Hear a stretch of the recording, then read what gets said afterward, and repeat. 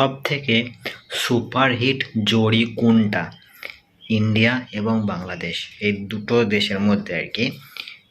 শাকিব খান বুলবুলি, নাকি জিৎ কোয়েল, নাকি শাহরুখ খান অ্যান্ড কাজল?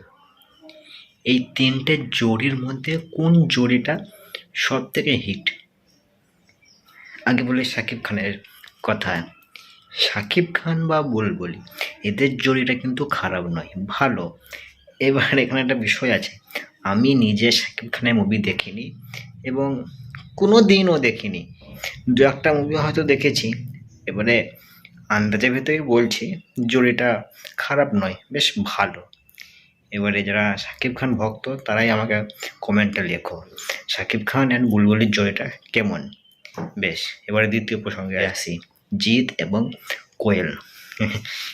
বাংলা জগতের মধ্যে, টলিউড ইন্ডাস্ট্রিজের মধ্যে জিৎ কোয়েলের জুড়িটা সুপারহিট। এটা কিন্তু কোনো কথা রাখে না যে জিৎ কোয়েল জুড়িটা কেমন, সেটা সবাই বলতে পারবে কেমন জুড়ি, সুপারহিট জুড়ি। তৃতীয় প্রসঙ্গে আসি এবার, কাজল SRK।